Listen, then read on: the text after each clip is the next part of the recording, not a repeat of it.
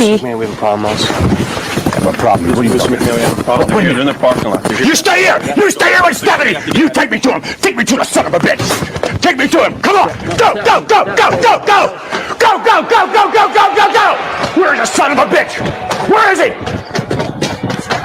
Where is he? God, where is he? Welcome to Raw is OG! Yeah. Hatch, man, you know the fuck it is, man. Go play on me, man. DJ, hit me!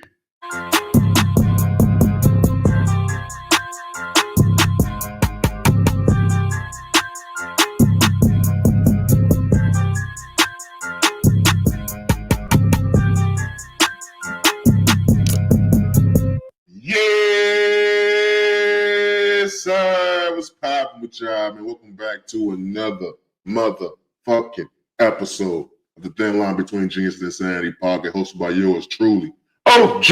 Now, spin the block, man. It's episode 120, you know, on the grind, 200 type shit. Spin the block for your boy, man, for them hating ass niggas in the back. I am the flyest, highest, coolest, smoothest motherfucking host of them all, OG.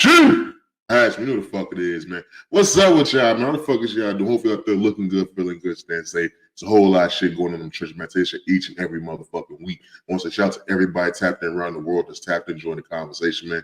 I truly appreciate all love, support, man. Keep building empire brick by motherfucking brick. In doing that, I have a good announcement to make, you know what I'm saying? I just got wind that my second magazine feature is now live. I want to say it was available last week type shit, but something was wrong with the link for me to be able to share it for you guys on you know, digitally and stuff like that. So I didn't want to announce it at that time. But now that I have the right link, everything is working. I'm able to send it to people. People are able to tap in and read the story and shit like that. It feels good to be able to announce that news, man. So shout out to Voyage Phoenix. I will be making a social media post. By the time this episode drops for you guys, by the time you listen to this, the post will be out. So go ahead and check Instagram, Facebook, Twitter, TikTok, whatever the fuck, man. OGHatchTV and OGHatch on all social medias, man. I will be making a post about my second magazine feature, man. So once again, shout out to all the friends that show around the world, man. Tapped in, making things like this possible. I'm also going to shout out to Voyage Phoenix once again. I'm not going to look forward to our continued success and our continued partnership down the road, man. So shout out to y'all once a motherfucking again. Do we got a round of applause button? Let's get that.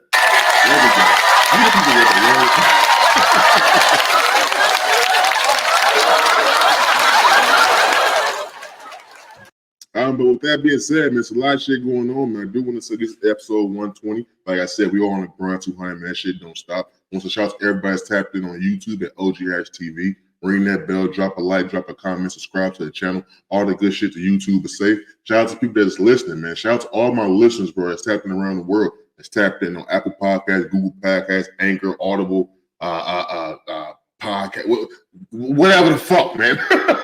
I'm in there, man. Pull up, subscribe, leave a review, rate the show, all that good shit, man. Get this show properly ranked where motherfucking we should. You know, I missed the whole week. You know, I'll get right into it. You know, if everybody that knows that's tapped in, know that I deal with back issues. I had a car accident back in 2018, the same night that LeBron James came to the Lakers. I got in a very motherfucking vicious car accident. And then said car accident left me with nerve damage in my back, which leaves my muscles to always lock up and shit like that as well. And last, what was that? Wednesday, I couldn't come in here and record. Like my body was just too shut down. I couldn't sit here and give you guys a fucking energetic, you know what I'm saying, podcast. I couldn't come in this moment and say, yeah, sir, type shit. So that prevented me from coming in on Wednesday.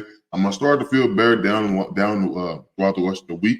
By the time we got to the Saturdays recording, fam, I just didn't have it.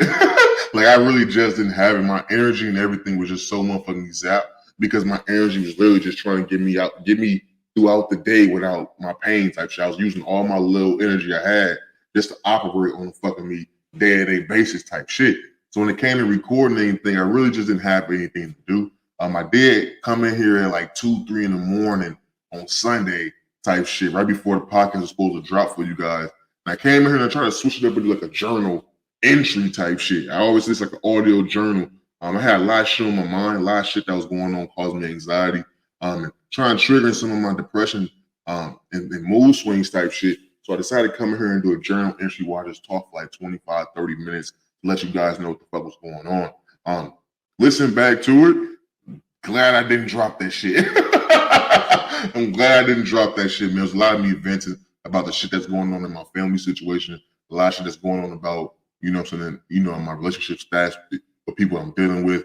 So it was a lot of me venting. A lot of shit it was helpful for me, even though I listened back to it and didn't publish it. It was helpful for me to get this shit off my chest. It was kind of somewhat like some self-therapy type shit. So that's what happened last week. That's why you guys didn't get an episode all last week. But we've been knocking out so many motherfucking episodes that we was able to let people catch up and, you know what I'm saying, backtrack on episodes they missed and stuff like that. So everybody's up to motherfucking me day. You know, it's the last show on the motherfucking me doc that I want to get into. Episode 120, like I said, on the grind 200. You know, I want to start this off with, you know, a mirror self-reflection. Kind of like a mental health shake, but I want to start with a mirror self-reflection. Not go too deep into the whole mental aspect. But it was one of those things that, you know, I finally had one of those moments to where I finally was like looking in the mirror type shit. Like, not no just wordplay type shit, but I was actually looking in my fucking mirror. And I was asking myself certain questions that, you know, I was hoping to have answers to, that I was asking questions last year. These same questions that I was asking now, I had these same questions last year, and I still didn't have the motherfucking answers. And a lot of time when that's going on, man, a lot of time that can lead to motherfuckers second guessing themselves, you know what I'm saying, fall into depression and just being hard on themselves and finding out why the fuck they're still in the same place. And, you know, it's hurtful when you sit back and you reflect like, damn, why am I still doing the same shit? Why am I living the same lifestyle? Why am I doing the same shit I've been complaining about for such a motherfucking long time? And the simple answer is, bro, it's a lot easier to say shit to fucking do it. A lot of times we can say anything, we can say the right things. But when it's time to do that shit, my back hurt. You know what I'm saying? My knees hurt. Let me go to my comfort zone. Let me do shit that I know I can do. Let me get some shit out the way that I know I can achieve. So it's easy to fall back in a normal swing of things. It's easy to do that. But there's one thing I will say, man, that, you know, throughout my mirror self-reflection moment, there was one thing that I was very happy about. And, you know, I've always came on this podcast and I told you guys about how I have a habit of spinning the block. I have a habit of being with these women and having these relationships span for, you know, 5, 6, 7 years type shit. And these are with multiple women. So when one thing falls, I go to the other. When that falls, I go to the other. And it's not some shit that's planned out, but it's some shit that I go to my comfort zone. I'm comfortable with these said women. So I've been operating throughout the same circles for the last 6, 7 years now. And in doing that, that's led me to some toxic situations with toxic people that I knew was fucking toxic people. That I knew wasn't going to come anything from that situation but some toxic shit. But I still found myself fucking with these people. And then one thing I can say, that, like, yeah, I'm still in the same position with, you know, certain shit. I still work at the same job type shit. I've been looking for a new job for years type shit. So I'm still in the same position as, you know what I'm saying, financially type shit. I'm still in the same position socially type shit. I'm still in the same position in a lot of areas, but in a lot of those areas, none of that shit really matters. The one area that I can honestly say that I'm truly happy about my maturation process is that I finally let go of any woman that I've had ties with. And I know a lot of people can say that, yeah, we drop our hoes and do that. Nah, it's not. It's not as simple as dropping your hoes. These women I've literally built these long-lasting relationships with. Like, I've been embedded into these women's mental. They've been embedded in my mental for 6, 7 years now type shit. So although a lot of these situations weren't committed relationships, we never put titles on shit. I wouldn't be mad if they said they was with me type shit. I wouldn't even be on some downplaying. I wouldn't even try to downplay the feelings that we have for each other type shit is all I'm trying to say. But I finally reached the point in my life to where I said, nah, I gotta put a hold on that. I told you, it's like every time I try to go on the right track, it's like they just hit me up. They got the bat signal or some shit. They just send me titty pics and all that shit. My dick get hard now, I'm trying to fuck again. Like, this shit happens a lot. This shit happens a lot. And that's literally every motherfucking time. That's why I never can truly get over them. Because the moment I really think I got a good head on my shoulders type shit, a titty pic. Oh, damn, these motherfuckers some triple G's. Like, what the fuck? And I ain't talking boxing, nigga. These some triple G's, and I ain't talking boxing. But it's like, I've had these moments like, you know, they reach out, they want to link up. Hey, let's do this. Let's grab a drink. Let's grab a bite to eat. Bitch, I'm 300 pounds. You know I'm hungry. You don't want a bite to eat. What the fuck? But I was happy with myself in turning that down. Because I know where that leads to, man. For some strange reason, man, I link up with these women. It's not some shit that I'm super fly, I'm super playeristic. My mouthpiece is super crazy. Somehow, some way, my dick ends up inside them. And I'm really trying to stay away from that. So the best way I can do that, and because I don't fully trust myself around these women, is to just stop seeing these said women. And I'm very proud of myself that I've literally reached the steps in the maturation process that I can literally say no. Them bitches was like crack, nigga. I couldn't say no. And I kept getting in toxic situations. I kept, you know what I'm saying, repeating the same cycle of bullshit. And I'm very happy and very proud to be able to say in 2023, I'm finally, you know what I'm saying, living my fucking, you know what I'm saying, living my words type shit. No rap cap this time. I'm very fucking proud to motherfucking say that, man. So shout out to me. Round of applause for your boy. Thank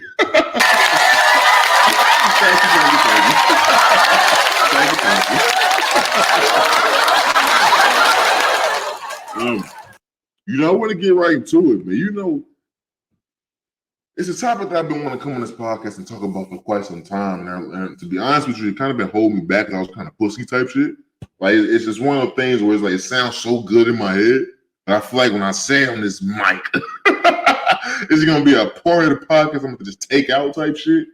But 2023, like I told you, a lot of shit I'm taking personal. And so a lot of that means I'm saying everything I fucking want to say, and I'm getting a lot of shit off my motherfucking chest. You know, I've been sitting back peeping game and shit, right? And before I even say this, I want to say, as a man, you kind of limited in the things you can say because somebody out there gonna say you hating type shit. And I want to make it clear that I'm not hating on nobody that I'm finna say. I'm gonna try my best to not even say names, but I've been smoking, you know what I mean? So if I do say a name, this is like my motherfucking me. You know what I'm saying? This is my, apply this message right here, there, okay? You know, I've been sitting back peeping game, man. And a lot of this is, you know what I'm saying, on social media. This is where I see it the most. I honestly feel that there's this, that in 2023, as a young man, I honestly feel like on the horizon and the way my view on things is that men are more against domestic violence than women. And when I say that, I can't really look at any man that's known, that has a known case of domestic violence, everybody knows he beat a bitch the fuck up. Everybody knows he did some foul shit. I can't think of one situation to that where that said man wasn't able to move on and become happily ever after with another woman. I've never really seen a case of where domestic violence has really held a nigga down like that from being appealing to other women. I be on social media, bro. You know, of course you got the Chris Brown situation. You try not to throw Chris Brown out there because it's fucking Chris Brown. He a light-skinned nigga with tattoos. He gonna get some bitches anyway. But then when you even dumb it down to like Joe Budden, I fuck with Joe Budden. Don't get me wrong. I fuck with Joe. But I still see women my age, younger than me, that still say they want to fuck Joe Budden. And like I said, niggas gonna get some pussy regardless when you light skin and got tattoos. But when you know niggas is known for beating bitches' asses, why doesn't that stop women from wanting to fuck these niggas? When you look at Chad Ochocinco, right? Fuck with Chad Johnson. One of my favorite football players ever. entertainer. He's top tier on the entertainment list. It's Deion Sanders, Terrell Owens, Ocho Cinco. Them niggas was entertainers as well as great football players. Ocho Cinco headbutted the shit out of Evelyn. She's literally known. This isn't a situation to where, yeah, we know the man, but the woman is just some chick from the block. She's known. She's known. And he beat her. He put hands on her. He headbutted the shit out of her. And he walking around with a woman that literally looks just like her. And nobody sees nothing wrong with this shit. And I'm like, why wouldn't, as a woman, if you know you look like Evelyn, and you know this nigga had a domestic dispute with this woman, why would you then put yourself in that situation? When it comes down to women, and then it's like, even when you talk about not even a domestic situation, when it comes down to just a nigga who got 13, 14 kids, it'd be a young boy, what, 22, 23, 24, expecting with his 11th and 12th kid with 2 different women? You ask yourself, why do women put themselves in that situation? Ain't no nigga doing that. Hey, I'm a nigga and I don't even want to be a stepdad. It'd take a lot for me to be like, yeah, I take care of the kid too. I'm gonna love that kid too. It'd take a lot for me to do that. It's not gonna stop a woman from doing that. She's not gonna stop fucking that nigga because he got all them kids. She's not gonna stop fucking with that nigga because he beat somebody ass, because he beat another woman ass. If she wanna be with that nigga, she gonna be with that nigga. It blows my mind because it's like, why put yourself in a situation to where you know it's gonna happen to you? I've never seen a situation to where a nigga that's known, that we know, beat somebody ass. I've never seen a situation to where an ex-girlfriend of his, after that fact, didn't come out and say it was some foul play going on. What the fuck do you expect? It's like writing to the pen pal system, thinking this is your man of your dreams. But then he get out and start punching you in your fucking chest too. He start caving your shit in too. What do you expect? But it's like, as a man, I can't even stomach being cool with a nigga that I know put hands on his girl. I can't even be cool with a nigga like that. But that would never stop that nigga from getting no ass. That would never stop that nigga from being popular. That's not. Because if he got a sack, and when I say sack, I mean a bankroll, cheddar cheese, when he got fettuccine, if he got dope, nigga, that's not gonna stop that woman from wanting to fuck with that nigga. It's not. I've seen it in my personal life. I've seen it growing up. Nigga, I've seen it. And you see it every day plastered on social media all day, every day. You see it every day in your local neighborhood. That's not stopping the local dope boy from fucking that bad bitch. That bad Dominican bitch everybody want to fuck. She fucking a nigga that's selling cocaine. He beating her ass and the whole hood know it. And she know the whole hood know it. But she still gonna fuck that nigga. And every woman on that neighborhood know he beating her ass. They see the black marks on her face. She ain't just falling.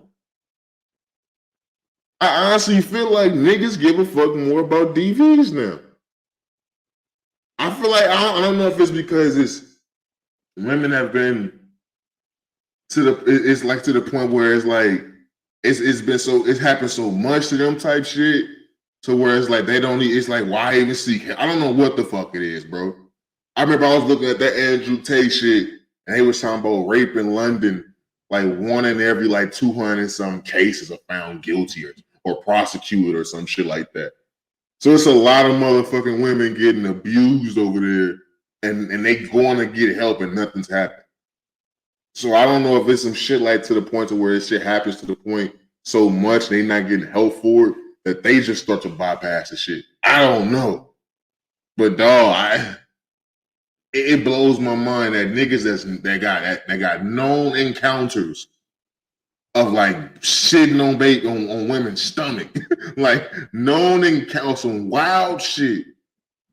And it's like, I guess it is, time heals all. When it comes to a woman, time heals all, my nigga. Just give them a few months. Fucking give them a few years tops. Go to the gym, my nigga, get on your shit, make sure you look good, and come holler at her in a few years, man. She'll be over that shit. She'll believe you changed.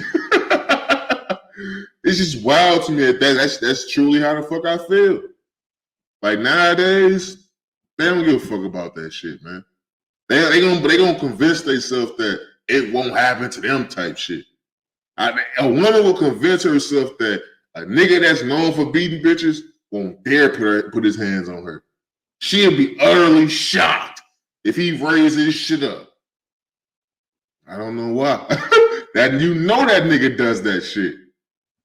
That nigga got a bag, man. He got a fucking bag. Moving on, man. You know, I want to get into this nigga Jay Prince, man. You know, I talked about Jay Prince Jr. I talked about them niggas a few times on this podcast. And we all know about the takeoff situation. He was supposed to be in Houston around the whole mob ties niggas. They were supposed to be hosting them basically. Recently, Jay Prince and Jay Prince Jr. and some other nigga went on the $1 Million Worth of Game podcast. Like I told y'all extensively, man, I don't watch other people's podcasts, but sometimes when certain shit come out, you gotta kind of like tap in. Now, I didn't watch the full episode, but I watched majority of it on that nigga Academic's live stream the other night. And I had been seeing a few clips prior to that as well. Jay Prince, for the people that don't know, Jay Prince won the $1 Million Worth of Game show podcast. He talked about the whole Migos situation, Takeoff being killed, the people that he was with, their involvement, people that was with Quavo's involvement, and he took some shots at Offset as well towards the end. First of all, I'm gonna say this. I will never understand how a nigga like Jay Prince has the audacity to try to sit here and tell the world that Offset wasn't that cool with Takeoff. Even if that shit is true, my nigga, are you that cool with fucking Takeoff? Like, who the fuck are you? Like, who am I to believe? The nigga that got hundreds and thousands of fucking songs with a nigga? The nigga that was in a group with a nigga? The nigga that we've been knowing since 2012, 2013, that you couldn't mention one without the other, we gonna believe them niggas wasn't cool, but you was cool with them. Why would we believe that? I just find it funny that a nigga have the audacity to say some shit like that after a nigga's been killed. I just find that odd as fuck. Nobody says that if they not trying to cover some bullshit up. That's me honestly fucking speaking, because I'm not fucking retarded. Secondly, as I got on the screen for the people watching on YouTube and OGHatchTV, once again, ring that bell, like the video, subscribe to the channel, do something. Do something with your mouse, nigga. I got on the screen Jay Prince getting the pass to snitch. If you watch that $1 Million Worth of Game podcast, this nigga was telling a lot of information about a case that is open.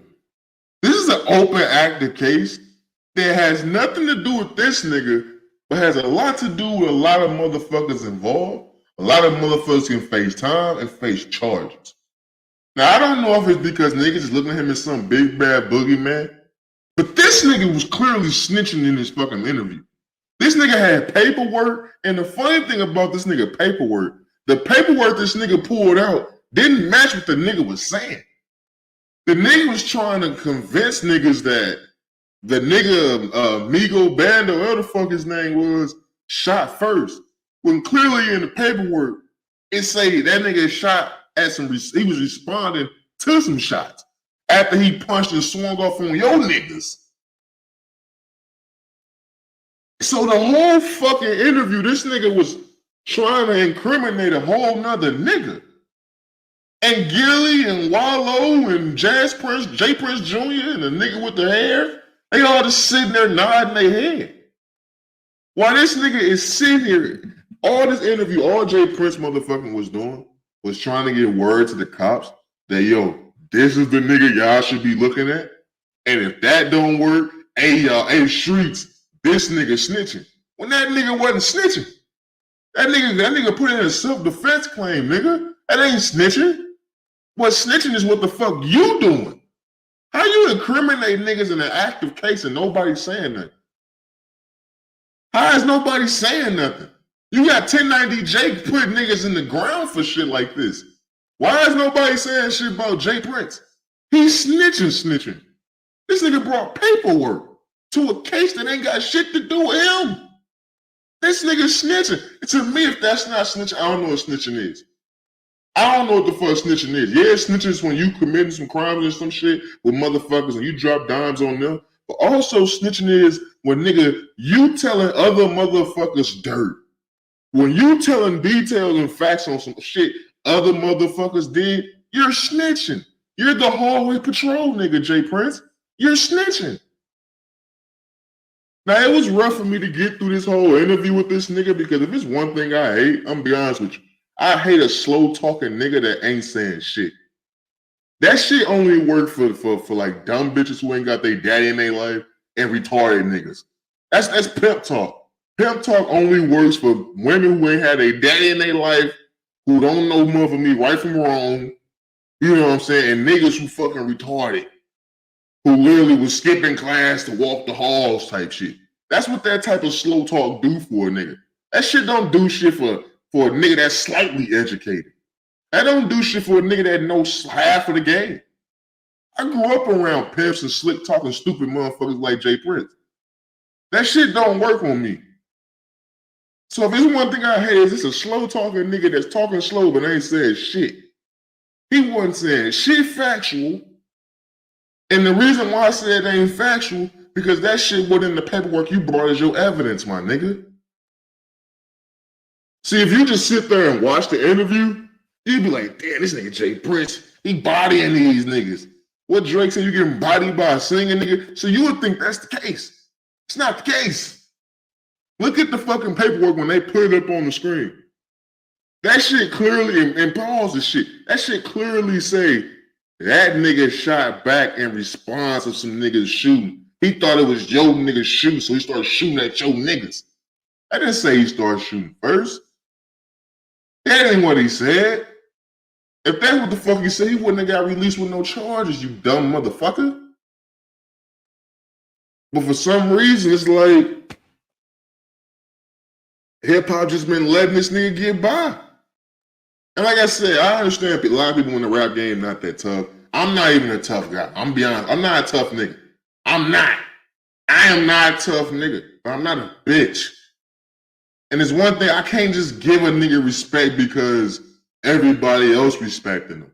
I can't give a nigga respect off some war stories. I can't respect a nigga trying to get some clout off his daddy war stories. I can't do that. I couldn't do that to niggas when I was growing up. I can't do that to niggas I don't even know. So it's like I can't never be bitched and said way by understanding hip-hop extortion is real. I understand that there's power in numbers. And when you got the pool to have a bunch of grown-ass men running around with a fucking shirt and a hat that say mob ties, what the fuck did Jay Prince Jr. say that shit stood for? Movement and bosses. What did it say? Movement of bosses and tied struggles or tied success. Some stupid shit he made up on the fly. Ain't no nigga ever said my tie stood for no movement of bosses. Get the fuck. See, that's why the police be looking at us like we fucking retarded. And you really thought that's what niggas, so that's what that shit mean? Okay, it's an acronym now. Okay, you got it. Okay, you got it. I ain't gonna say shit, you got it. But it's wild to me that these niggas is just getting the pass for openly snitching. Openly snitching. And I can tell Jay Prince Jr. was mad and uncomfortable sitting next to his father. His father was sitting up there just snitching. Openly snitching type shit. But I want to play the clip. I want to get to the whole Offset part where Offset responded. Because in the interview, Jay Prince said, pretty much, nigga, you wasn't even around take off like that when he was alive, nigga. I found that odd. Like I said, I don't understand why you would even say that. There's not one person in this world you can convince that's not, you know what I'm saying, direct family, nigga. Like, there's not one person in this world you can convince that Takeoff and Offset wasn't cool. Now, granted, we know Offset and the Migos broke up, but that wasn't on no shit where niggas thought it was smoke between Offset and Takeoff. So I found that odd. But I want to play this clip for you guys so you guys can understand what Offset had to say. Now, I thought Offset was stepping on shit. I ain't gonna lie to you. Because it's one thing, like I said, it's one thing to see a whole bunch of rap niggas just, you know what I'm saying, fall under the pussy label when it comes to respecting niggas off rip. But it's one thing when you see a nigga stand up for some shit that he feels some straight bullshit. Let me play this clip for you. A real brother. Hey, first off, y'all niggas speaking on my real brother. I don't know what y'all niggas got, what the fuck y'all niggas got going on. Y'all niggas speaking on my real brother. How dare one of y'all niggas even speak on me and Tate relationship, nigga? I don't know you niggas from a can of paint, nigga. Y'all niggas don't know how me and my brother rock, nigga.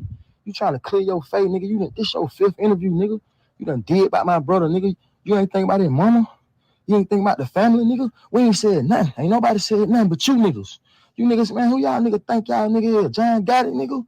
Ain't nobody going for none of that, bro. I ain't studying none of that shit y'all niggas talking about either. And if you heard something from me, I'ma tell you it's gonna come from me. Call my phone. Y'all niggas going off of he say, she say. Then y'all niggas supposed to be this is who y'all supposed to be. And y'all nigga on interviews and it out on an interview. Talking about I said that, nigga, call my phone, homie. You call my phone, we'll have a conversation. They gonna talk about all that internet games I don't do. I thought Offset was stepping on shit. You had motherfuckers talking about Offset tone of voice was he was some scared shit. I don't think so. If you look at the video, it kind of seemed like that nigga was hiding from some shit. Like he was like ducked off on some shit, trying to be quiet type shit. But I feel like Offset stepping on shit. How can you tell me that they wasn't cool? And even if them niggas wasn't cool, who the fuck are you to say that? Especially when niggas die under the watch of your niggas. That's odd to me, nigga. I've seen too many episodes of Law and Order SVU. That's odd. When that shit happened on the show, Benson would have looked at Stabler like, we got his ass. They would have brought Finn in right there to rough your ass up to get more info out your bitch ass, nigga. That's odd for you to say that. And what's even more odd is these are supposed to be street niggas. These ain't rappers. This is supposed to be a street nigga, a street boogeyman. And where he at? How am I hearing about this nigga? This nigga's doing interviews. This nigga's bringing police statements. This nigga's bringing affidavits. This is a street nigga, though. This shit is proof the streets is a fucking joke, man. Because the same shit y'all are trying to ridicule a motherfucker for doing is the same shit that the nigga y'all scared of is doing on the biggest platform there is. These supposed to be street niggas, but they trying to broadcast what they gotta say in front of the world.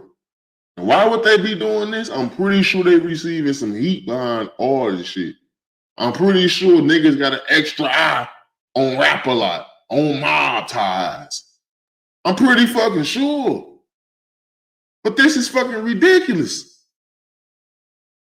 Now, I got a clip also from Jay Prince. Of course, this nigga, like I said, man, him, Skip Bayless, you know what I mean? It's a lot of old niggas that's just some active niggas on social media. Whack 100. These niggas, they didn't let this social media shit blow them by 1 second. Them niggas is active on this shit, man. Let me play this clip, part of this clip from Jay Prince's response to Takeoff. Offset suffering from being a fake motherfucker disease. He want to play victim now. All right, let me pause it right there. I'm gonna be honest with y'all, man. See how slow this nigga talking? Man, wrap that shit up when you talking to me, nigga. Like, come on, man. Like, come on, man. Come on, man. I can't take no nigga serious that talk that slow. They say I talk slow. I don't even think I talk slow, but this nigga, it's like it's offensive.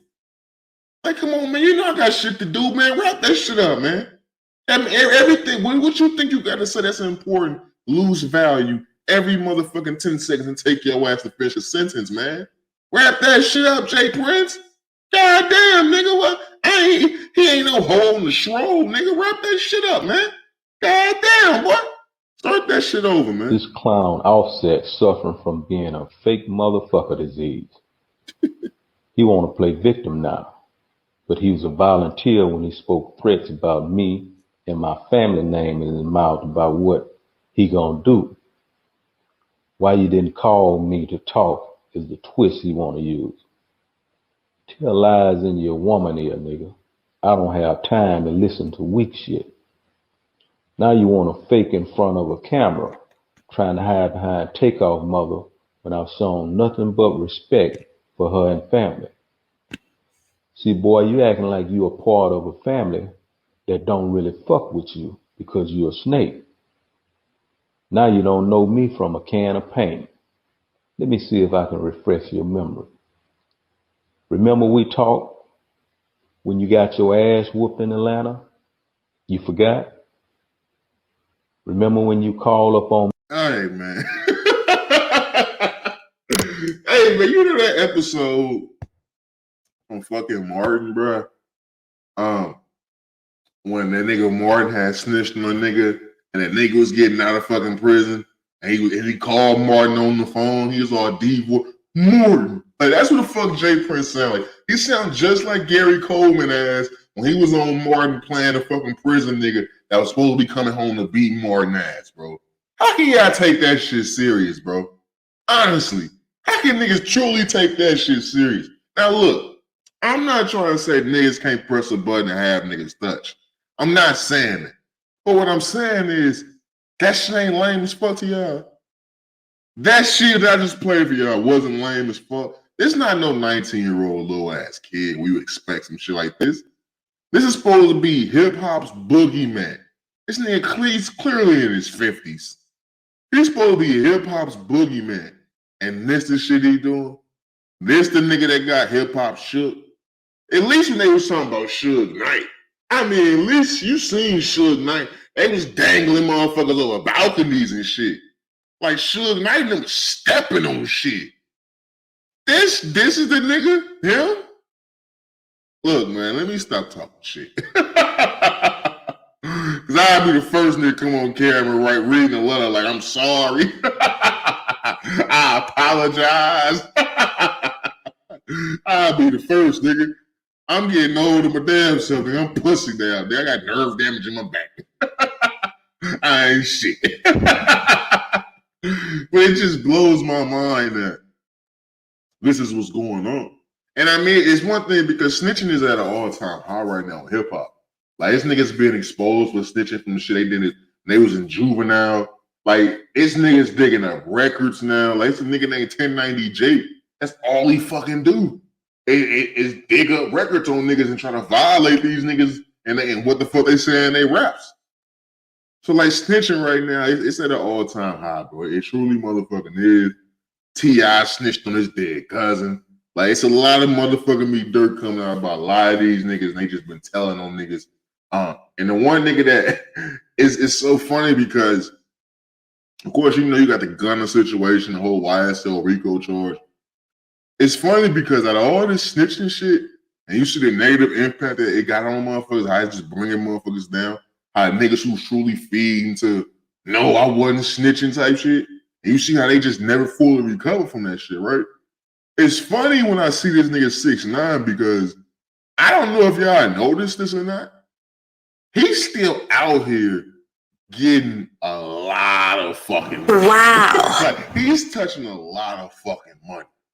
He's performing overseas. He's like getting the real money. Like niggas when they perform, they wasn't really getting they big bags from nigga the fucking local fucking mom and pop, you know what I'm saying, local venues touching your inner city type shit. These niggas get they big ass bags when they go international. And that nigga 6ix9ine be international with the shit. He's still like performing. He still has a big ass fucking name. He's not one of them artists where you gonna confuse him for shit. That's still 6'9". I don't fuck with the nigga, but that's still 6'9". That nigga's living a pretty good motherfucking life. So it's funny when I see, damn, y'all niggas is trashing this nigga Gunna. Gunna going through some shit. The whole industry's not fucking with him. He's a whole cool, somewhat gangster quasi rapper, right? How you think that's gonna impact him? Is he gonna be touching the bag like 6ix9ine is? I don't know. He black, so I don't know. I don't know if he can recover like 6ix9ine did. Because 6ix9ine, true fans, wasn't even the nigga that was mad. Ain't the niggas who was mad at him. 6ix9ine true fans still fuck with 6ix9ine. The niggas who was mad and trying to berate 6ix9ine wasn't the niggas who was bumping 6ix9ine in the first place. So it's interesting to see how this shit truly plays out for niggas who so against snitching. They big homies and the niggas they scared of snitching. And when they get caught snitching, they really tear their whole empire down. I'm interested to see where this Boston Richie shit goes with my damn self. I want to see how all this shit play out because all this is interesting because it's a fucking snitch hunt at this point. Real motherfucking talk. Moving on, man. Quick game update, score update. I'm watching the Dallas Mavericks versus the LA Clippers. It's the Kyrie Irving first game as a Dallas Maverick. They up right now in the first quarter, 25-13. I haven't been too tapped in, so I don't know if Kyrie either did anything or not, but this nigga, I'm going to get into it a little bit later. This nigga Kyrie Irving treating this shit like a straight warehouse job, bro. He treated the NBA like I treated Amazon. I ain't going to lie to you. This nigga Kyrie Irving treated the NBA like straight Amazon, bro. He don't truly give a fuck about none of this shit. He's an interesting ass nigga, bro. I'm going to get into him a little bit later. Pause. Footage came out from the XXXTentacion murder. More leaked footage came out that shows him getting boxed in. I'm going to be completely honest with y'all. I don't think this is new footage. Maybe because I watched that whole that murder show with Van Lathan. They was the hip hop murders type shit. All that footage was on that show. So I don't know if that's the same footage or there's something that slightly is different. But that's making its rounds. They showing the clips of him taking the money out from the bank, the $50K. They showed the video of him inside the store. They showed video of him and one of the shooters making contact, eye contact, I should say. He's looking at them, they looking at him type shit. I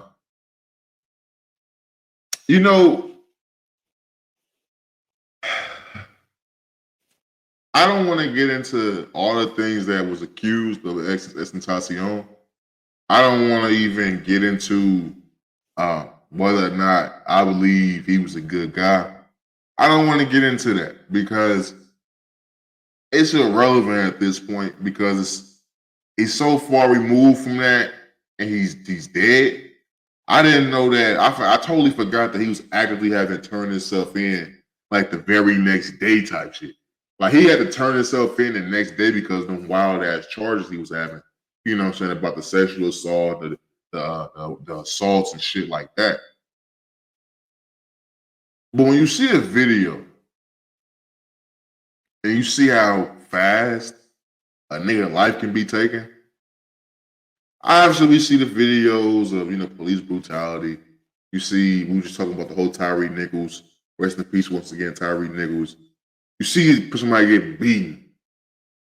But when you see a video of somebody hopping in their car just trying to leave a parking lot, and then you see somebody coming on some tactical, on some black ops type shit, cut the car off and niggas hop out with them things, and niggas kill you. It makes you think about, it makes me think about, let me think of myself. I know my mind is a little bit warped. It makes me think about, at all times, you gotta live your life. Because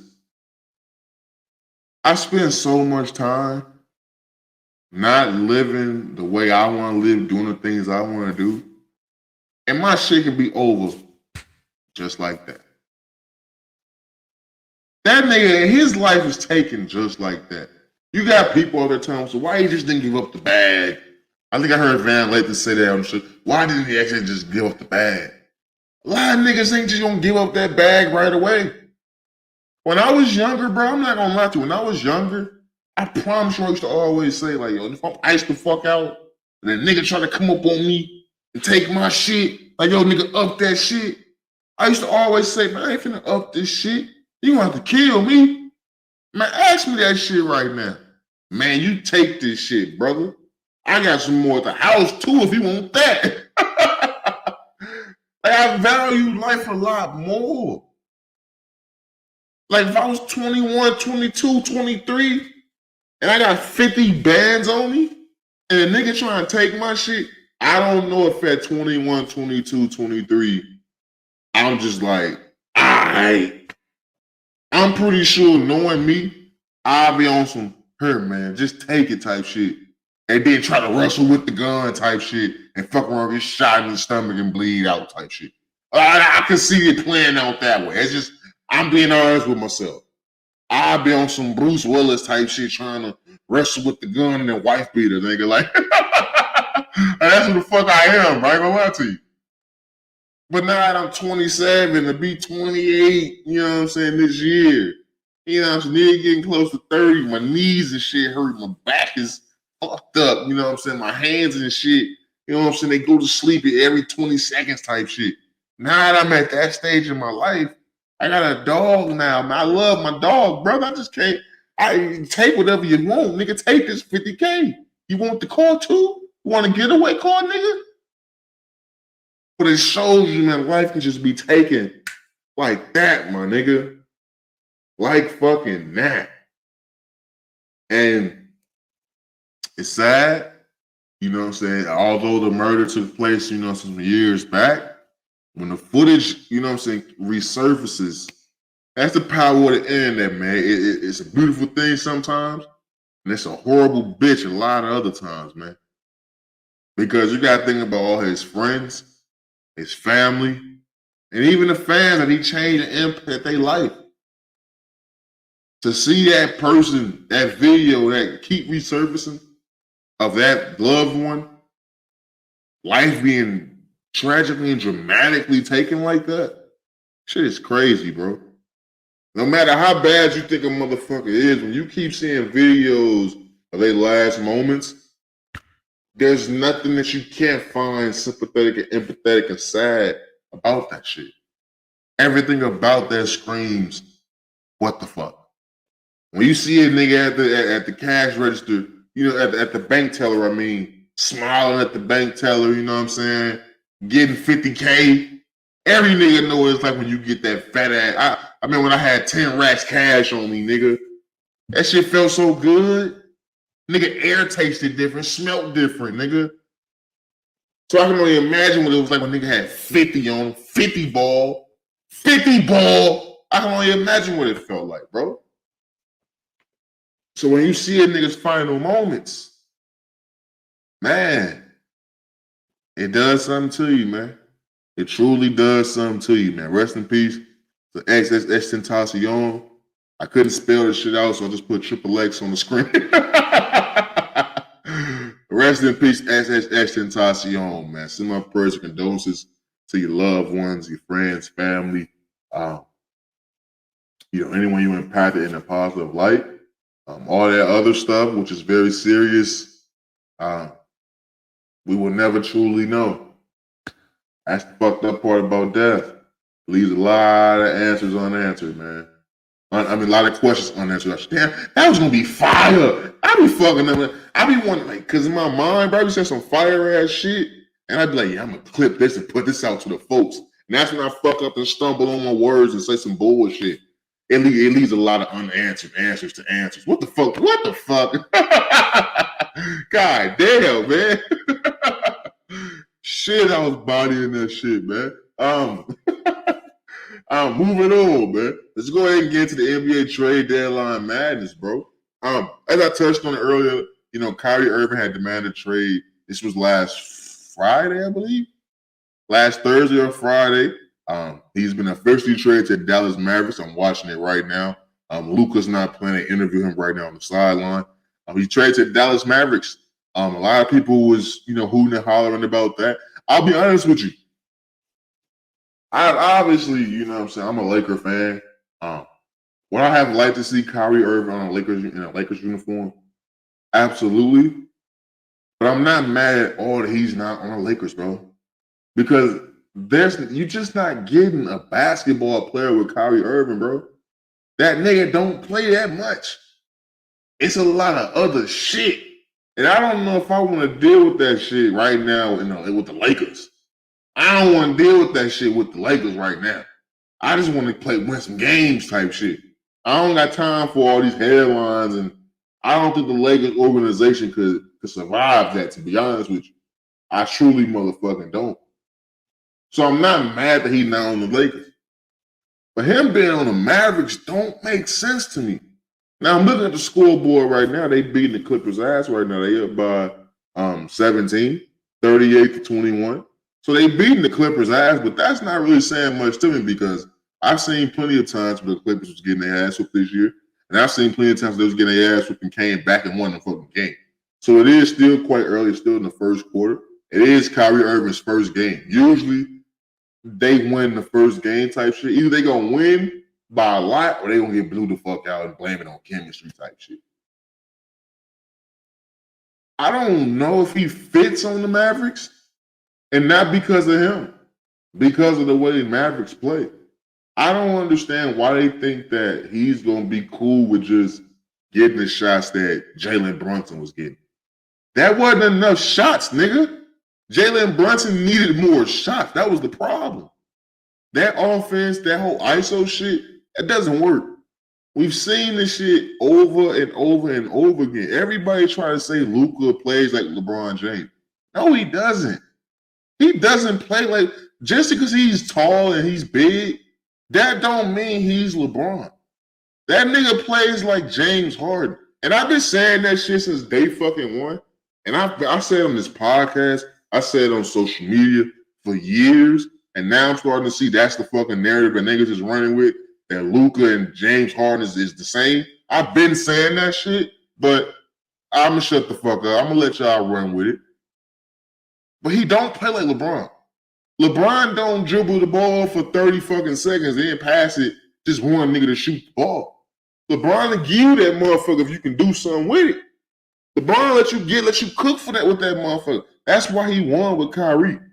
Because he did everything, but he let Kyrie do him. I don't think that's going to work for him in Dallas. I don't think Jason Kidd is the coach to even tap into some shit like that. And even if he is the coach, that's not some shit that they can implement right away. Niggas can't sit here and tell me they feel confident that shit going to work. When the shit barely worked with LeBron. LeBron squeezed some shit out that nigga that's never been squelched before. It couldn't work in Boston. It couldn't work in Brooklyn. Why do you think it's going to work with motherfucking me Dallas? If it can't work, if he can't play second fiddle to LeBron James, Kevin Durant, Jason Tatum and Jaylen Brown and them boys, why the fuck is he going to do it to Luka?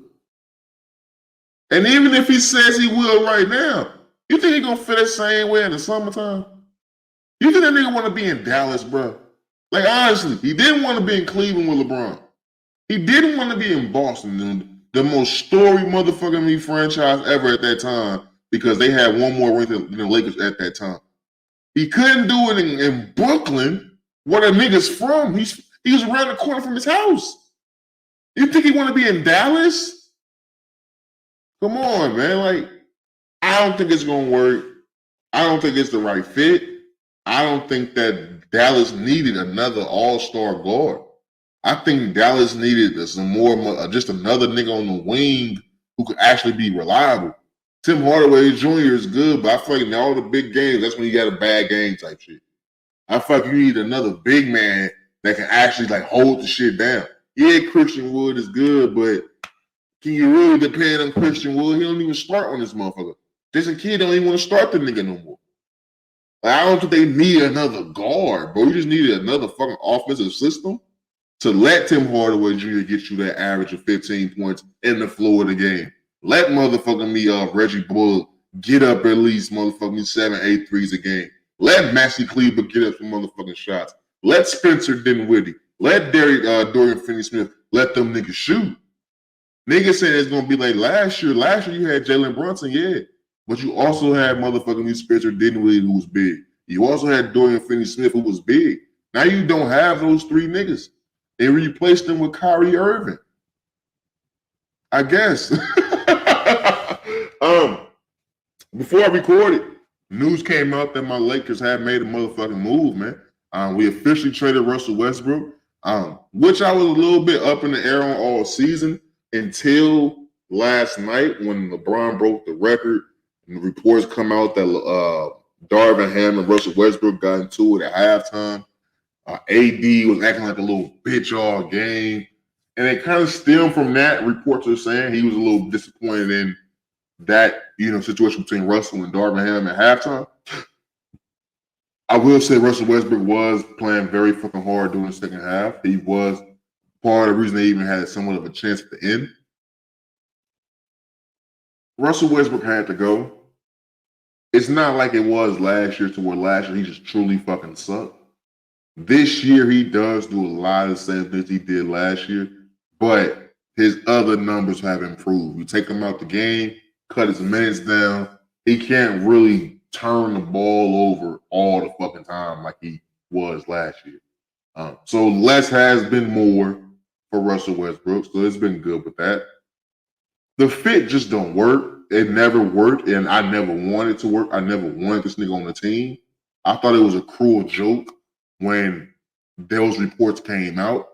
I was laughing at niggas saying we would never do that, and we did it. So he tried to embrace it. It quickly was some bullshit. I was surprised we even was able to move him. I thought we was going to keep him and just let his money come off the books. But we trade him to Utah, who they expect to buy him out. And Russell's going to go somewhere and fuck up somebody else, systems, offense, team type shit. They said the Clippers want him. I hope he goes to the Clippers. Oh, I hope he goes to the Clippers. Man, I hope he goes to the Clippers. I hope he goes to the Clippers, my nigga. That's gonna be fucking hilarious. But I like Russ. But then I don't like Russ at the same time. His tenure with the Lakers really, it did a lot to me as someone who was a Russell Westbrook fan. When Kobe left the NBA, Russell Westbrook was my number one guy. His tenure with my team, it just, man, it did a lot, bro. It really did a lot in a negative way. But sending him off to Utah, they're going to buy him out. We received Michael Beasley. No, I'm sorry, Malik Beasley. Vanderbilt. And we received D'Angelo Russell from Minnesota. It's a 3-team trade. Minnesota is going to get, I don't fucking know. I don't even think it fucking matters. But they're going to get some nigga. Some type of draft compensation and some shit like that. I don't fucking know. Don't fucking matter. Don't really give a fuck, to be honest with you.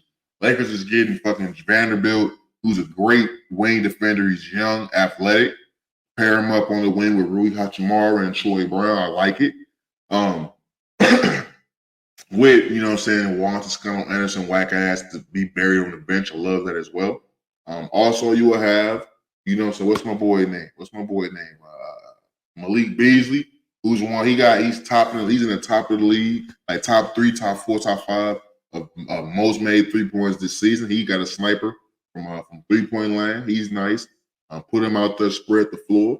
That's also something that Vanderbilt can do. He can knock down 3 every once in a while. D'Angelo Russell, we all know what D'Angelo Russell can do. He has been somewhat mediocre, in my opinion, with his team in Minnesota. But I think putting him around Anthony Davis and LeBron James, he's another ball handler. He's a smart ball handler. His vision's way better than Russell Westbrook, in my opinion. He's a more consistent scorer. Offensively, he's way better than Russell Westbrook, and I think he fits way better with his team. So I like it. Those 3 additions to this team is nice. When you stack that up with the rest of the roster, having Patrick Beverly, who started to knock down a 3, starting to play some actual, for some real defense. Lonnie Walker came back. Austin Reeves is coming back. Rui Hachimura's looking like a very nice addition to the team. We all know Thomas Bryant, William Gabriel's fucking a fucking energizer bunny off the bench. I like it. You all know about Dennis Schroeder, who's a very fucking solid point guard, especially for this team right now. I like it, bro. I honestly like it. Those three additions to the team changed everything. It's going to give the Lakers a more free-flowing and fast-paced team, athletic team. And we should be a lot better defensively as well because these niggas fit the actual system. These niggas should take care of the ball a lot more. These niggas should actually be a lot more youthful and a lot more energetic and be able to push the pace with LeBron and, you know what I'm saying, on the breaks and shit like that. But Russell Westbrook, you did it, but it didn't seem like they was trying to run with that nigga. It's like that nigga was just moving too. It's like they didn't believe in that nigga. That's what it felt like, bro. They honestly felt the Lakers just didn't believe in that nigga.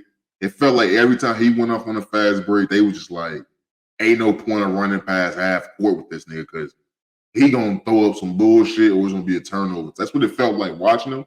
So I think this is gonna help the Lakers a lot. But it's so late in the season that they gotta hurry the fuck up and turn shit around. You got the whole Anthony Davis shit, which I'm finna get into what he did last night with LeBron, some bullshit. But I think that's pretty much it on the trade deadline so far. By the time this episode comes out, I'm recording this on a Wednesday night. The deadline is tomorrow, Thursday. So there should be more trades. I believe the Lakers may make another trade with Lonnie Walker and Patrick Beverly. They may move those two and try to bring Bojan to Bogdanovic in or something like that. So Lakers are still open to making moves. I'm pretty sure somebody else is probably going to make a move or two. So by the time this comes out, you never know what the fuck is happening around the NBA, man. But the only thing that's official right now is that nigga Kyrie is in Dallas going crazy right now. They beating the fuck out of the Clippers right now. So it's interesting to see. Moving on, man. We get into LBJ, man, the fucking GOAT. I say the best for motherfucking me last, bro. Last night, man, the world witnessed greatness. The world witnessed something that we never thought we would witness. Nobody ever thought that Kareem Abdul-Jabbar record would be broken. I remember when Kobe was in the running for it, but then he tore his Achilles. He was like 3 years removed from doing it at his rate. But then he tore his Achilles, and that just became something that could have been type shit. You know, it's LeBron James, nigga, man. That moment, I don't know. Sometimes I find it so hilarious that niggas be hating on LeBron. And I get it, you know what I'm saying? It's a nigga that we've been watching since 03. I used to talk shit about the nigga too. I get it. But to a certain extent. Because there's nothing about this nigga that you shouldn't like. I ain't saying you gotta love the nigga. I ain't saying you gotta be his biggest fan. But there's no way you can straight not like this nigga. First of all, he's black. Like, the simple fact this nigga's black is crazy to me. Because he's not supposed to be living the life he's living. You can't name anything in this nigga's life that isn't fucking great. You can't, there's no off the court shit. There's no rumors about them being a deadbeat dad. This nigga got his fucking kids propped up on TV. They fucking living a life. Bronny got $7 million NIL deals while he in high school. His fucking wife is beautiful. Like he got an all-black family. The shit we be talking shit and hating that these other niggas is doing. The biggest athlete of our time type shit is truly the fucking cool. Truly the motherfucking cool. The nigga opened a school. The nigga's a billionaire. The nigga went from not knowing his fucking daddy, not having his daddy, to being a billionaire, open schools, to acting in movies. Like, the nigga he's a fucking American dream, dog. Like, everything about this nigga is some comic book shit. There's no way. This nigga's a straight real life comic book, bro. And niggas just choose to pick apart shit instead of just sitting back like, yo, this nigga's doing some shit that I will never see again. Who the fuck you think finna break this scoring record? Because he gonna retire, but he gonna have like, what, at least 41,000 points, bro. He gonna have easily over 40,000 points, but when he retired, easily. LeBron got at least 3 to 4 more years, and if he want to, without getting hurt, at least 3 to 4 more years. Who you think gonna break it? It ain't gonna be Kevin Durant. He got like 12,000 right now to catch him. Durant ain't playing the 10 years, bro. I'm sorry to tell you, it's not happening. That nigga keep getting hurt, so it's not happening. Steph is not happening. Luka, no, maybe. But Luka, he can't finish a game without limping. Any motherfucking game you watch with Luka Doncic, wait till about fourth quarter, I say 3 minutes to go. Watch that nigga walking up and down the court. That nigga like his ass is in his Achilles, bro. That nigga can't even move half the damn time in the fourth quarter. So yeah, he can score at a high clip, but is he gonna last that long? Is Luka gonna be doing this for 20 years? I don't see it. I think LeBron James is gonna he ushered in a new generation of athletes to where they are gonna last a lot longer. I believe the 20-year career is gonna be a lot more normal going forward. But as far as productivity and playing at that high of a level, I don't know, man. I think Kevin Durant could possibly do it just because he's so tall and his jumper, like he can get 20 a game type shit. You know what I'm saying? On the right team, he could be a spot up shooter down the line, giving you 20 a game. So he could possibly be someone next on that level, playing at that high of a level at such late in his career. I believe he had if LeBron had 20 years in the league, KD at least at 16 type shit. So I believe Kevin Durant could play 4 years more, averaging, you know what I'm saying, in the 25 range. So I believe that's gonna be the next person to do it. So, but LeBron James breaking that record, bro, is phenomenal. I remember growing up, bro, before he even won a championship, it was like, who you want, Kobe, LeBron? You know I'm a Kobe ass nigga. I always gonna say Kobe. I remember when Larry Bird was like, if you want to break all the records and you want all the stats, you go with LeBron. But if you want to win, hands down, you go with Kobe Bean Bryant. And this was back in like 2008, 9 type shit when he said this. The reason why I really bring it up now is because this nigga really do have all the records. Like, yeah, we used to say this shit like, you know he gonna get all the records, bro. The niggas, he rebound, assists, he shoot. You knew he was gonna get all the records. But when you see a nigga actually get all the records and he got 4 championships, see, we didn't expect LeBron to become a winner. We didn't expect LeBron to become the big dog. We knew he was gonna be a stat stuffing ass nigga. But we didn't ever actually expect to see that nigga hold up to Larry O'Brien. Now 2, now 3, and damn sure not 4. So when you see LeBron do this shit, bro, it's like, it's really just, it's phenomenal. It makes me just proud to say I've seen the shit. Like, yeah, Kobe had played my whole life until to the moment he had died. He had retired, I should say. But I can't really remember the first 2 years of Kobe's career. Like, I know it because I'm a Kobe guy. But I can't sit here and say I remember watching every fucking game his first couple seasons. I can't. I was a kid. I was a baby, nigga. But with LeBron, I literally watched every fucking game for 20 years. Talk shit about him, picked him apart, all that shit. Into growing into loving who the fuck this man is. Because when I was talking shit about him, he wasn't this dope, I'm gonna be honest with you. He was just a nigga in the league. He wasn't this dope of a nigga. He wasn't standing up for black rights. He wasn't standing up against police brutality at that time. You know what I'm saying? That nigga he wasn't opening up schools. He wasn't setting up fucking voting programs, you know what I'm saying, around the country, around the nation. You know what I'm saying? He wasn't doing that shit at that time. He was just a nigga in McDonald's commercials at that time. I've literally watched this nigga grow, bruh. And he keep doing shit that I can't even think of ways to talk shit about this nigga. There's nothing to say. When it comes to basketball, there's nothing to say. When it comes to off the court, there's nothing to say. He's that nigga. Like, I'm a dope nigga. I don't think there's that. I'm hard pressed to find a nigga that's doper than me. Like, I'm honestly hard pressed to find a nigga that's doper than me. I could give you some flaws about a lot of niggas.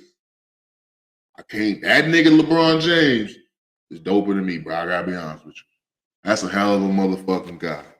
That's a hell of a motherfucking guy. And see the video that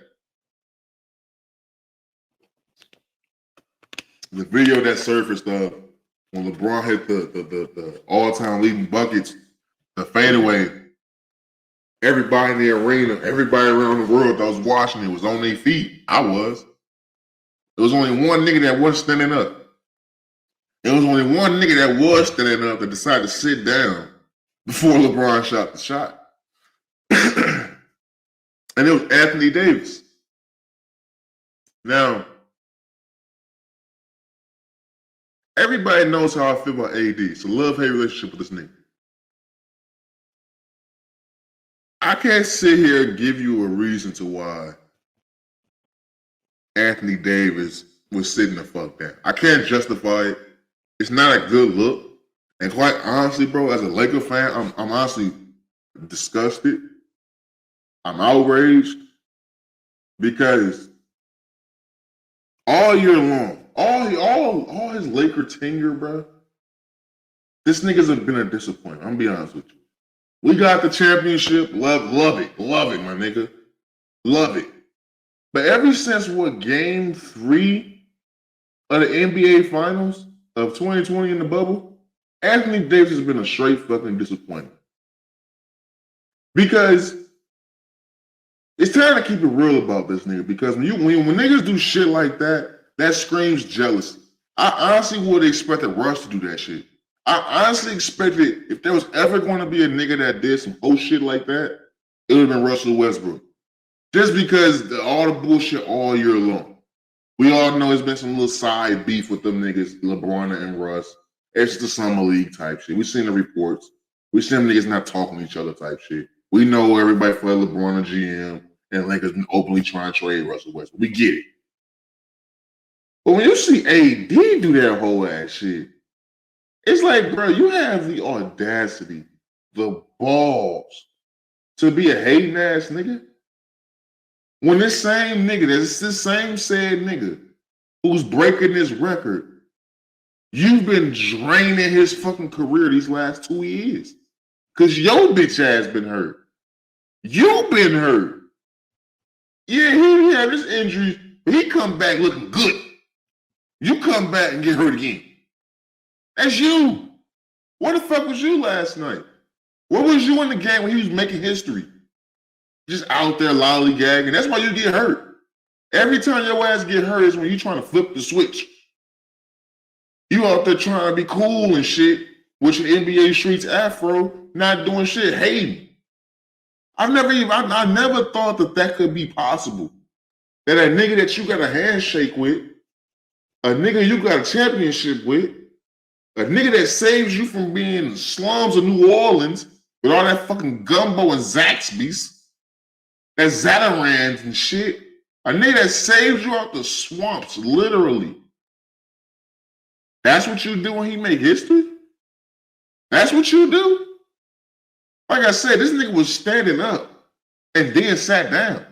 He wasn't always sitting down. This nigga was standing up to sit down behind a group of an arena full of niggas that was standing up. And that's your boy?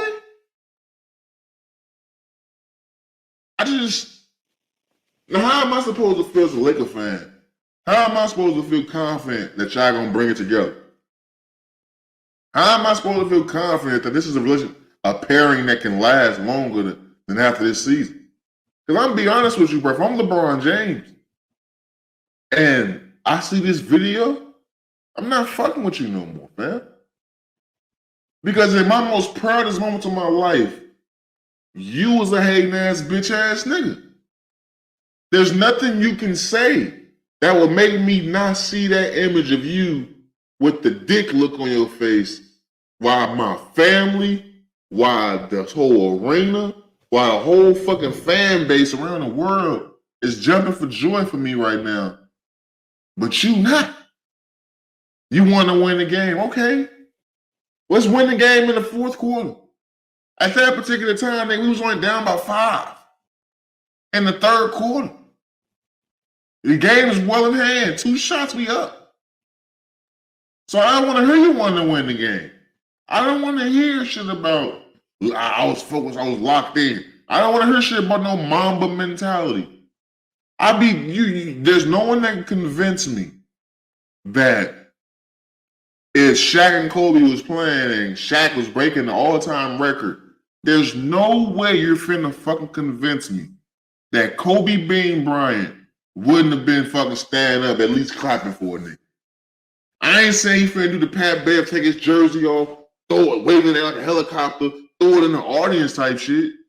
But do I think Kobe be standing up, clapping for a nigga, shake his hand, hug the nigga? Yeah. That's normal behavior.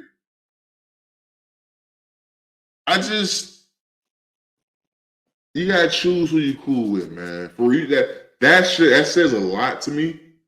That says a lot to me, bro. I can only imagine, nigga, the podcast win a motherfucking Grammy. I'm on stage, you know what I'm saying? All my niggas back at the crib, you know what I'm saying? And the camera pan over to my nigga. So one of my niggas, he's sitting there, you know what I'm saying, just rolling up a blunt. Or he's just sitting up there looking fucking lost and confused or some shit. Like, what the fuck? How can I think you fuck with me if you're not happy for me in my happiest moments? So that's something the Lakers gotta worry about, man. That's big, bro. That's truly big. Like, I know people can say I'm looking too far into it, but nah. If I'm LeBron, bro, I always said LeBron's the nigga, he let a lot of shit slide. Like LeBron let a lot of shit slide. The whole Draymond Green shit, the whole Mario Chalmers shit, the whole Charles Barkley shit, the whole Kareem shit. He showed hella love Kareem, and no one Kareem be talking shit about him. He let a lot of shit slide, bro. I wouldn't be able to let this one slide. Not when it's caught in 4K. Nah, I'm sorry. Then you got the part where LeBron was mic'd up, telling Anthony Davis he loved him. Anthony Davis, you know what I'm saying, not really saying it back. It's like, come on, man. It's a lot, bro. It's a lot. I ain't gonna lie to you. But I think that's all we motherfucking got, man. Let me just look at the docket one more time. We got the mirror self-reflection, the great debate, are men more against domestic violence than women? Jay Prince getting the pass to snitch. The leak footage, XXXTentacion's murder has been released. NBA trade deadline madness, and LeBron becoming the fucking GOAT.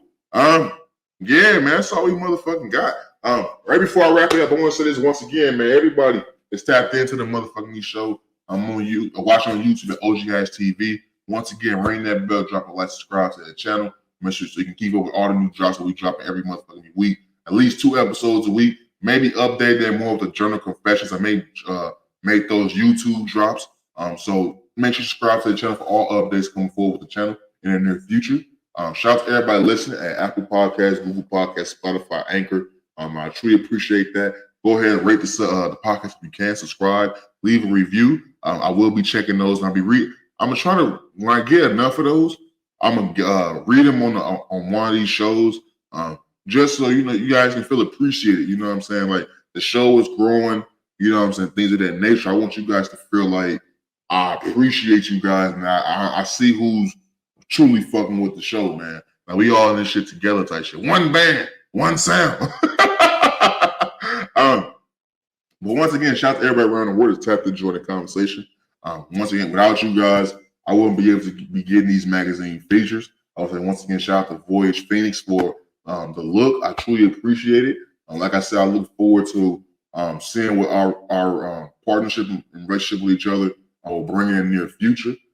Everybody, let's say I'll be dropping a post on my social media with the link so you guys can, you know what I'm saying, look at it digitally. If you want to purchase a hardcover of that'll be available as well. But check out my social media, which I will be having at the bottom of the screen right now type shit. On Twitter, Facebook, Instagram, Twitch, TikTok, YouTube, OGHatchTV or OGHatch_. Go ahead and follow the young king, man. So you guys step there with the fire going on these streets, man. But with that being said, where's my theme music, my boy? You know I give up on this side, man. Ain't shit changed, you know what I'm saying? Black History Month, you know what I'm saying? I'm black, you know, before we do that, play this shit. Black, y'all, and I'm black, y'all, and I'm blacker than black, and I'm black, y'all, and I'm black, y'all, and I'm black, y'all, and I'm blacker than black, and I'm black, y'all. I'm blickety black, blacker than black, I'm blacker than black, yo, because I'm black and I'm black. Yo, I'm black and I'm black, y'all, and I'm blacker than black, and I'm black, y'all, and I'm black, y'all, and I'm black, y'all. I'm black, nigga. First episode of Black History Month, man. Shout out to all my black folks out there, man. Happy Black History Month to all. Shout out to the white girls who love fucking black niggas. We here for it too. You know what I mean? We take that on the weekends as well. You know what I'm saying? So shout out to y'all as well, man. Happy Black History Month to every motherfucking body. But with that being said, DJ, spin that block with that hard ass beat. That being said, man, so I love these ways. Never let them start your bullshit. Always keep the main thing the main thing. Stay safe, stay sharp, stay sane. And I'll catch y'all next episode. And we out this motherfucker. Peace. You know, that nigga said, I'm black, y'all, and I'm black, y'all, and I'm blacker than black, and I'm black, y'all. I'm bitty black, blacker than black, blacker than black, yo, because I'm black and I'm black. Hey, man, I've been waiting all motherfucking year for that motherfucking drop, nigga. You can't play that drop in no other month but February type shit. It's a big weekend coming up. Big weekend, Super Bowl Sunday type shit. Philadelphia Eagles versus the motherfucking Kansas City Chiefs. I should have got to my prediction, huh? This next episode gonna come up the day of the Super Bowl, so y'all probably gonna hear that. I'm gonna say it right now. I got the motherfucking I don't know. I don't know. I want to go with Patty, man, but I don't know type shit. You know what I'm saying? Like, I don't know. I don't know, man. I don't know them niggas. I don't know. The Eagles is, and I don't know something about the Eagles is telling me go with the Eagles, but I can't never go against Patty Mahomes, boys. So I don't know. I may just roll with the Chiefs, man. Fuck it. I mean, I said Chiefs all year long. Might as well stay with them type shit. So fuck it. Chiefs win by at least 3. You know the parlays is gonna be hitting, man. I might go heavy on the motherfucking on the Chiefs, and because you got UFC on Saturday, you got Islam Makhachev versus my nigga Alex Volkanovski. I think if you go Volkanovski and you go Chiefs on the parlay, that motherfucker like a plus 650 or plus 750 or no plus 850, I believe. Like a plus 850 on the spread type shit. So on the odds, I mean. So I don't know. That may be what I'm looking at type shit. So I don't know. B. It's gonna be a great weekend, man. A lot of sports going on type shit. UFC coming back with another pay-per-view.